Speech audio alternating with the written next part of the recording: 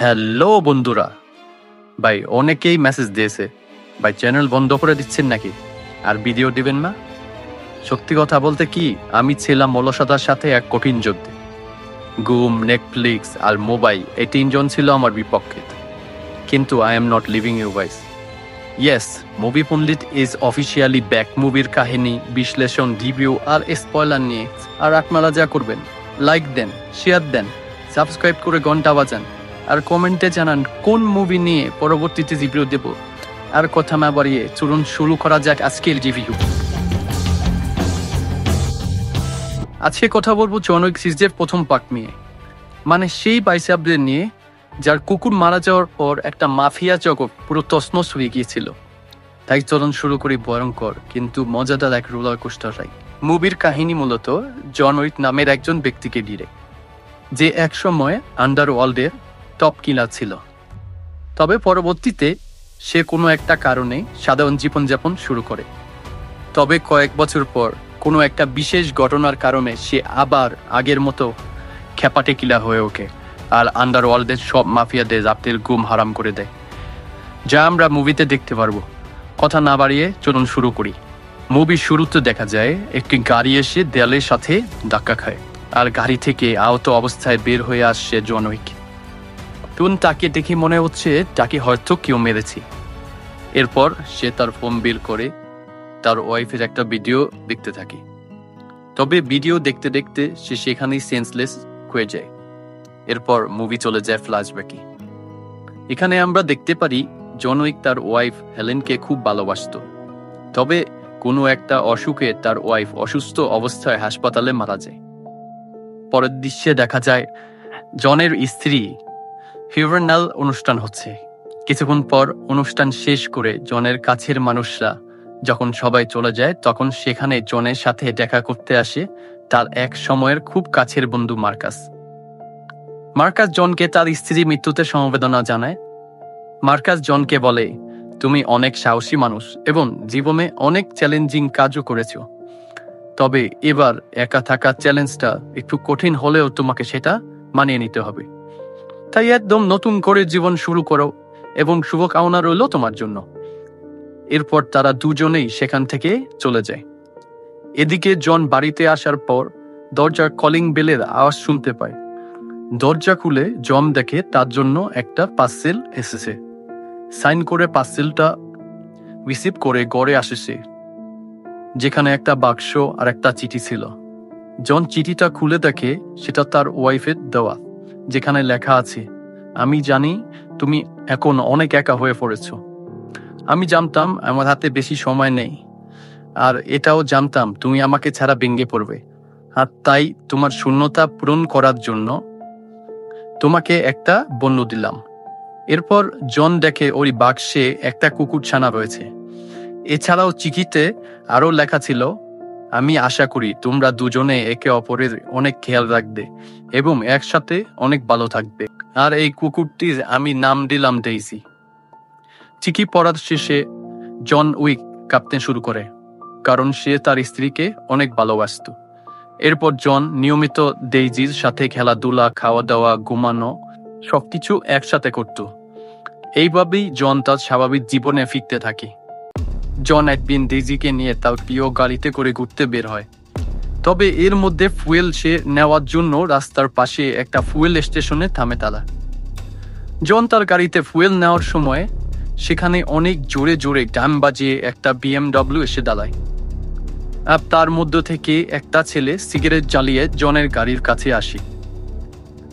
সে জনের গাড়ি দেখতে দেখতে বলে, নাইস কার, আমি তোমার গাড়িটা কিনতে চাই, তুমি এর জন্য কত টাকা নিতে চাও? মূলত জনের গাড়িটা ফোর্ড ব্র্যান্ডের একটি পুরনো গাড়ি, যেটা এখন নতুন কিনতে পাওয়া যায় না। আর সেটা সে নিজের মতো মডিফাই করে নেওয়ায় দেখতে অনেক এক্সেপশনাল ছিল। আর তাই যে কেউ দেখলেই সেটা পছন্দ করবে। তবে গাড়িটা জনের অনেক প্রিয় হওয়ায় জন ছেলেটিকে বলে, এটা বিক্রির জন্য মা। ছেলেটি বলে, পৃথিবীতে সব কিছুরই কিছু না কিছু দাম থাকে, তুমি দাম বলো। এটা শুনে জন বলে, এটা কখনো দাম দিয়ে কেনা যাবে না। এবার ছেলেটা একটু রেগে গেলে পাশে থাকা তার বন্ধু এসে জনকে বলে, আপনার দিনটি ভালো কাটুক স্যার, ধন্যবাদ। এরপর জন তার গাড়ি নিয়ে চলে আসে একটি ফাঁকা এয়ারপোর্টে। সেখানে হাই স্পিডে গাড়ি চালিয়ে সে নিজে রাগ কন্ট্রোল করার চেষ্টা করে। কিছুক্ষণ পর জনের রাগ কমলে সে তার বাড়িতে চলে আসে। সেদিন রাতে জন যখন ঘুমাচ্ছিল তখন ডেইজি চিৎকার করছিল এবং তাকে শুধু জাগানোর চেষ্টা করছিল। জেগে ওঠার পর জন দেখতে চায় যে কি হয়েছে। তাই সে ডেইজির সাথে যখন নিচে আসে তখন দেখে কয়েকজন ছেলে নিচে দাঁড়িয়ে আছে। আর জন কিছু বুঝে ওঠার আগেই তাকে পিছন থেকে একজন মাথায় আঘাত করে। এরপর তারা জনকে অনেক মারতে থাকে আর তার গাড়ির চাবিটা চায়। মূলত এই ছেলেগুলো হলো যাদের সাথে পেট্রোল পাম্পে জনের ঝামেলা হয়েছিল। যাই হোক, জনকে মারার সময় পাশের কুকুরটি অনেক চিৎকার করায় তারা কুকুরটিকেও গুলি করে মেরে ফেলে এবং জনকে আরও মেরে অজ্ঞান করে রেখে গাড়ির চাবিটা নিয়ে চলে যায়। এরপর জনের যখন জ্ঞান ফিরে আসে তখন সে দেখে ডেইজির লাশ তার পাশেই পড়ে আছে। এটা দেখে জন অনেক কাঁপতে থাকে। এরপর জন তার পার্কিংয়ে এসে দেখে তার প্রিয় গাড়িটিও সেখানে নেই। অন্যদিকে দেখা যায় জনের গাড়িটি যারা চুরি করেছে তারা একটি গ্যারেজে এসেছে, আর এই গ্যারেজের মালিকের নাম হচ্ছে অরেলিও। তারা সেখানে অরেলিওকে বলে, আমাদের এই গাড়ির জন্য একটা নতুন নাম্বার প্লেট ও পেপারস দরকার। অরেলিও তাদের জিজ্ঞাসা করে, তোমরা এই গাড়ি কোথায় পেয়েছ? কেননা অরেলিও ভালো করেই জানতো এই গাড়িটি কার। এদিকে জন বাসে করে সোজা চলে আসে অরেলিওর গ্যারেজে। জন সেখানে অরেলিওকে জিজ্ঞাসা করে তার গাড়ি এখানে আছে কিনা। অরেলিও বলে, এখানে নেই, তবে কিছুক্ষণ আগে এখানে ছিল। কয়েকজন মিলে গাড়িটি নিয়ে এখানে এসেছিল, আর ওই গাড়িটি যে চুরি করেছে তার নাম হলো ইউসেফ। ইউসেফ হলো রাশিয়ান মাফিয়া সিন্ডিকেট বিগোর একমাত্র ছেলে, আর অরেলিও বিগোর দলেই কাজ করত। কিন্তু যখন অরেলিও জানতে পারে ইউসেফ শুধু জনের গাড়ি চুরি করেনি, বরং তার কুকুরকেও মেরে ফেলেছে, তখন সে অনেক রেগে গিয়ে ইউসেফকে চড় মারে। এই অবস্থায় ইউসেফের ফ্রেন্ডরা অরেলিওকে থামায় এবং বলে, বিগো এগুলো পছন্দ করবে না। তখন অরেলিও বলে, বিগো কি পছন্দ করবে আর করবে না তা তুমি কি করে জানো? আমি জাস্ট তোমাকে বলে রাখছি, বিগো এবং তোমরা অবশ্যই এর ফল বুঝতে পারবে। এরপর সেখানে সবকিছু শোনার পর জন অরেলিওকে বলে, আমার একটা গাড়ি চাই। অরেলিও জনকে একটা গাড়ি দেয় আর জন সেটা নিয়ে বেরিয়ে পড়ে। কিছুক্ষণ পর বিগো অরেলিওকে ফোন করে আর বলে, তুমি আমার ছেলেকে কেন মেরেছ? অরেলিও বলে, ইউসেফ জনের প্রিয় গাড়ি চুরি করেছে আর তার স্ত্রীর দেওয়া কুত্তিকেও মেরে ফেলেছে। এই কথা শুনে বিগো তার ফোন রেখে দেয় এবং বেশ এক্সাইটেড হয়ে পড়ে। বিগো দ্রুত ইউসেফকে বাসায় আসতে বলে। ইউসেফ আসার পর বিগো তাকে ওই ঘটনার কথা জিজ্ঞাসা করে। ইউসুফ বলে, হ্যাঁ, এটা আমি করেছি। এটা শুনে বিগো ইউসুফকে ইচ্ছা মতো মারে। এরপর ইউসেফ বলে, বাবা, তুমি আমায় জাস্ট একটা গাড়ির জন্য মারলে? বিগো বলে, তুমি কি করেছো এটা বড় বিষয় না, বরং এই কাজটা যার সাথে হয়েছে সেটা বড় বিষয়। তুমি যার গাড়ি চুরি করেছো তার নাম জনৈক। জন আমার হয়ে কাজ করতো এক সময়। জন ছিল অনেক ফোকাসড আর প্রতিশ্রুতিবদ্ধ। আমরা তার নাম দিয়েছিলাম বাবা ইয়াগা। তুমি জনের ব্যাপারে কিছুই জানো না।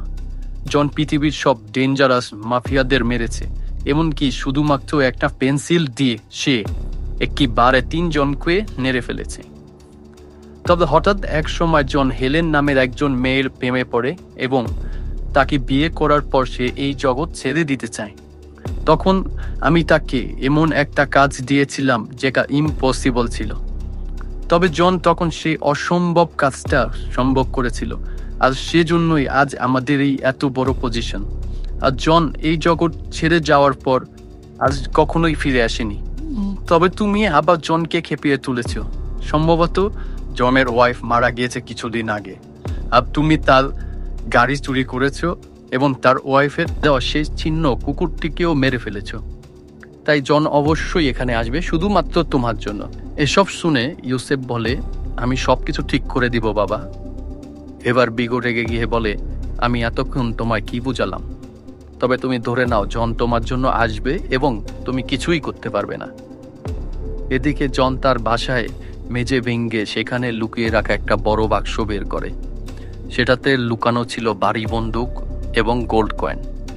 মাফিয়া জগৎ ছেড়ে দেওয়ার পর সে সেগুলোকে এভাবে লুকিয়ে রেখেছিল, আর এখন সে এগুলো আবার বের করে, কারণ ইউসেফকে খুঁজে বের করে সে মেরে ফেলবে। তবে তখনই তার পাশে থাকা টেলিফোনটা বেজে ওঠে।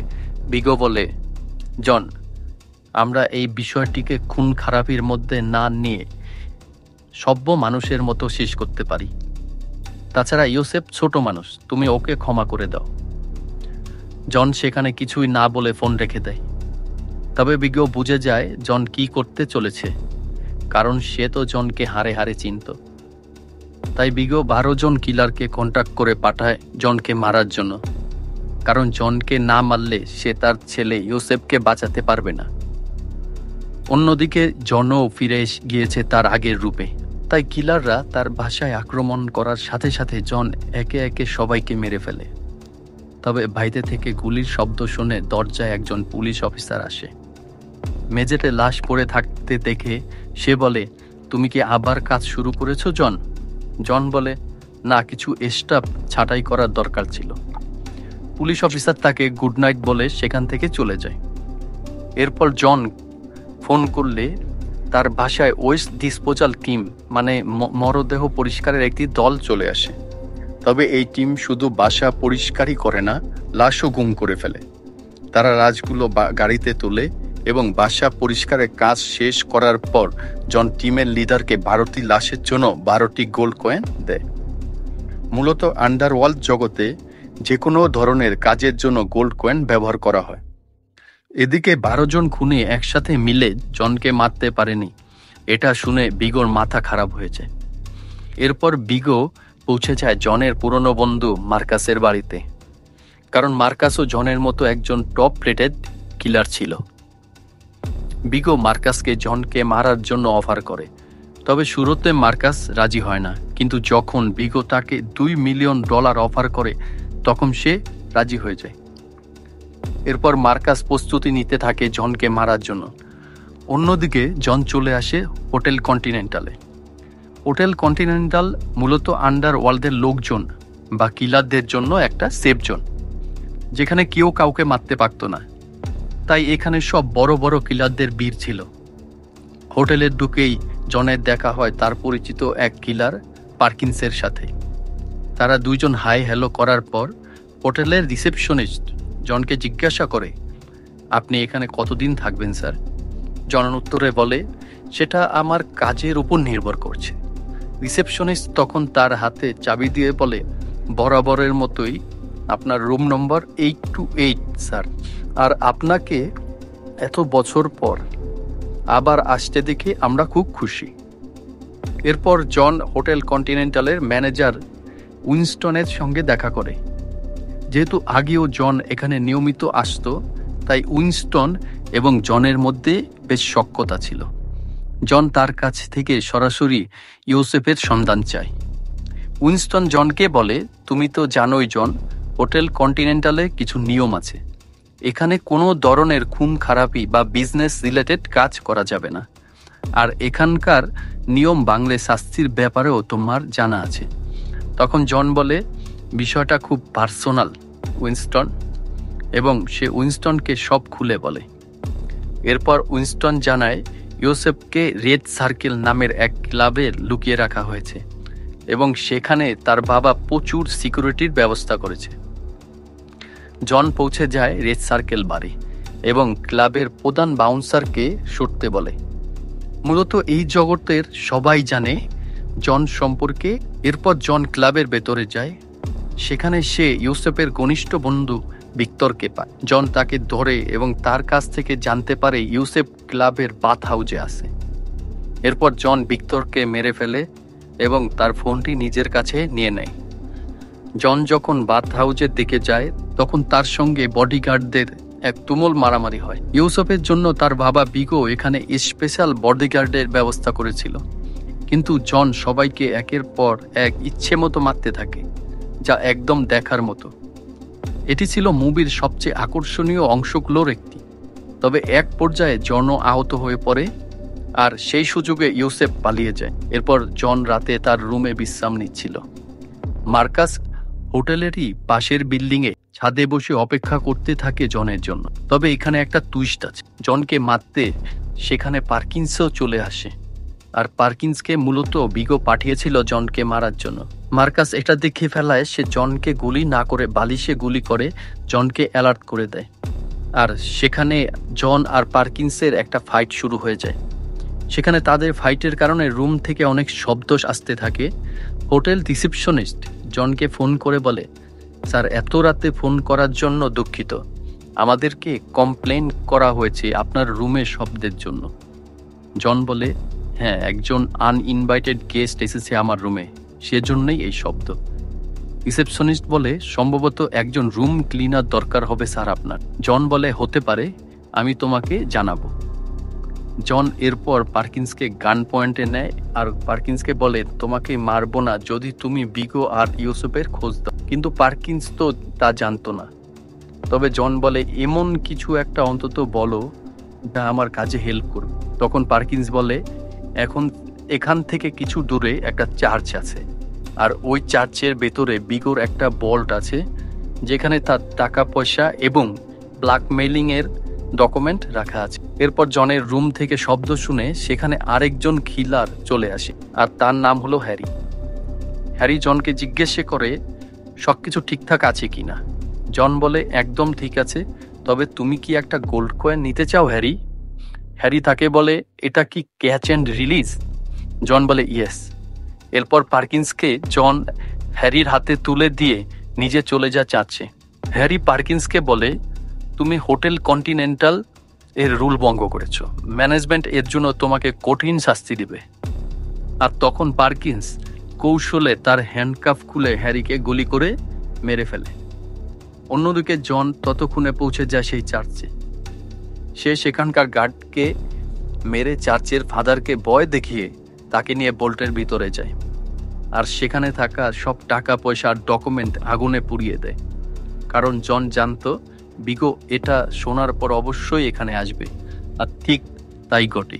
বিগো আর তার টিম সেখানে দ্রুত চলে আসে। জন সাথে সাথে বিগোর তার লোকদের উপর হামলা করে। জন সেখানে বিগোর অনেককে মেরে ফেললেও হঠাৎ বিগোর একজন লোক একটা গাড়ি দিয়ে জনকে জোরে ধাক্কা দেয়, আর জন পড়ে গেলে তাকে বিগোর লোক মেরে অজ্ঞান করে তাদের আস্তানায় নিয়ে আসে। সেখানে বিগো জনকে বলে, তুমি তো দেখছি আগের মতোই আছো জন, তোমার তো ধারণাই নেই ওই ভল্টের মধ্যে কি ছিল।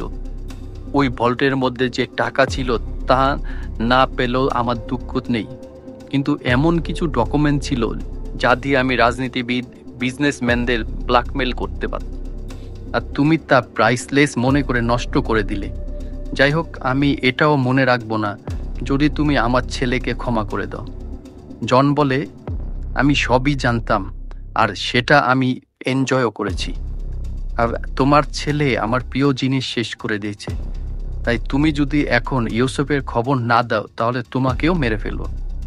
এটা শুনে বিগো তার লোকদেরকে জনকে মেরে ফেলার অর্ডার দেয়। ঠিক তখনই দেখা যায় স্নাইপার দিয়ে গুলি করে বিগোর লোককে মেরে ফেলা হচ্ছে, আর এখানে দেখা যায় মার্কাস এইগুলো করছে। এরপর জন সেখানে থাকা বাকি লোকদেরকে মেরে সোজা পৌঁছে যায় বিগোর কাছে। মিগো সেখানে জনকে দেখে অনেক ভয় পেয়ে যায়, আর সে জনকে বলে, তুমি শান্ত হও জন। বিগো বুঝতে পেরেছিল যদি সে তার জানকে বাঁচাতে চায় তাহলে ইউসুফের ঠিকানা জনকে জানাতে হবে। তাই বিগো আর দেরি না করে দ্রুত জনকে ইউসুফের ঠিকানা দিয়ে দেয়। তবে বিগো ভেবেছিল যেহেতু সে তার ছেলেকে অনেক সিকিউরিটির মাঝে রেখেছে, তাই জন হয়তো সেখানে গিয়ে কিছুই করতে পারবে না, বরং নিজেই মারা পড়বে। যাই হোক, জন সেখান থেকে রওনা হয়ে পৌঁছে যায় ইউসুফের ঠিকানায়। সে সেখানে থাকা সব সিকিউরিটি গার্ডদের একে একে মেরে ফেলে এবং পৌঁছে যায় ইউসুফের কাছে। জন কোনো কথা না শুনেই ইউসুফকে সেখানে মেরে ফেলে। এই শুনে বিগোর মাথা পুরোপুরি খারাপ হয়ে যায়। অন্যদিকে জন শান্তভাবে হোটেল কন্টিনেন্টাল থেকে চেক আউট করে নিজের বাড়িতে ফিরে যায়। তবে পরের দৃশ্যে দেখা যায় মার্কাস জনের সঙ্গে দেখা করতে এসেছে। মার্কাস জনকে বলে, জন, এভাবে আমি তোমাকে আর কতবার বাঁচাবো? তোমার এখন উচিত সবকিছু ছেড়ে দিয়ে নতুন করে জীবন শুরু করা। এটা বলে মার্কাস যখন তার বাড়িতে ফিরে যাচ্ছিল কিছু লোক তার পিছু নেয়। মার্কাস বাসায় ঢুকে দেখে সেখানে বিগো বসে আছে। তখন বিগো তাকে বলে, তুমি আমার সঙ্গে বেইমানি করেছো মার্কাস। তুমি জনকে মারার অনেক সুযোগ পেয়েছিলে, কিন্তু মারোনি। যদি তুমি জনকে মারতে, তাহলে আজ আমার ছেলে ইউসেফ বেঁচে থাকতো। এরপর সেখানে পার্কিন্স এসে মার্কাসকে গুলি করে মেরে ফেলে। মূলত জন ও মার্কাস যখন কথা বলছিল, তখন পার্কিন্স সেটা দেখে ফেলেছিল।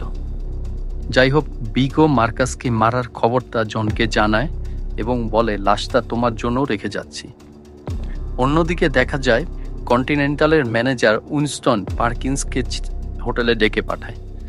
পার্কিন্স সেখানে আসার পর উইনস্টন বলে, তুমি কন্টিনেন্টাল গ্রাউন্ডের হ্যারিকে মেরেছ, তাই নিয়ম ভাঙার কারণে তোমার মেম্বারশিপ বাতিল করা হলো। এই কথা বলার পর উইনস্টনের লোকেরা পার্কিন্সকে গুলি করে মেরে ফেলে। এদিকে জন যখন বিগোর কাছে পৌঁছায়, তখন সে দেখে মার্কাসের মৃতদেহ সেখানে পড়ে আছে। এটা দেখে সে কান্নায় ভেঙে পড়ে। ঠিক তখনই উইনস্টন জনকে ফোন করে বলে, তোমার জন্য একটা ভালো খবর আছে। বিগো তার হেলিকপ্টারে ফুয়েল ভরছে, তার মানে সে হয়তো অন্য দেশে পালিয়ে যাবে। মূলত উইনস্টন জনকে আলাদাভাবে মূল্যায়ন করত তার ব্যবহারের জন্য। এরপর দেখা যায় বিগো তার গাড়িতে করে সিকিউরিটি গার্ডদের নিয়ে হেলিপ্যাডের দিকে যাচ্ছে। বিগো এখন পুরোপুরি রিস্ক ফ্রি রয়েছে, কিন্তু হঠাৎ তারা বুঝতে পারে কেউ একজন তাদেরকে পেছন থেকে ফলো করছে, আর সেটা অবশ্যই জন। তাই তারা দ্রুত গাড়ি চালাতে থাকে, আর জনও তার গাড়ির গতি বাড়িয়ে তাদের সাথে পাল্লা দেয়। সেখানে বড় ধরনের একটা কার রেসিং দেখা যায়। অবশেষে এক সময় জন বিগোর গাড়িকে ওভারটেক করে তাকে থামিয়ে দেয়। এক এক করে সেখানে থাকা বিগোর লোকদের জন মেরে ফেলে। এরপর মুখোমুখি হয় জন আর বিগো। বিগো তখন জনকে বলে, বন্দুক ফেলে দাও, ফিজিক্যাল ফাইট করি। কিন্তু ফিজিক্যাল ফাইট চলার সময় বিগো হঠাৎ করে ছুরি বের করে জনের পেটে লুকিয়ে দেয়।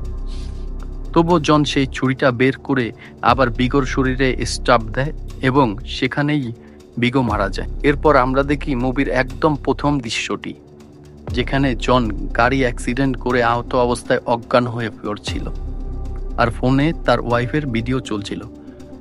হঠাৎ ভিডিওতে তার ওয়াইফ বলে, লেটস গো হোম জয়। এই কথা শুনে তখন জনের জ্ঞান ফিরে আসে। ডিয়ার ভিউয়ার্স, এখানে শেষ হয় জন উইক মুভিটির প্রথম পার্ট। অন্য কোনো দিন আপনাদের সামনে হাজির হব মুভিটির দ্বিতীয় পার্ট নিয়ে। সে পর্যন্ত ভালো থাকবে।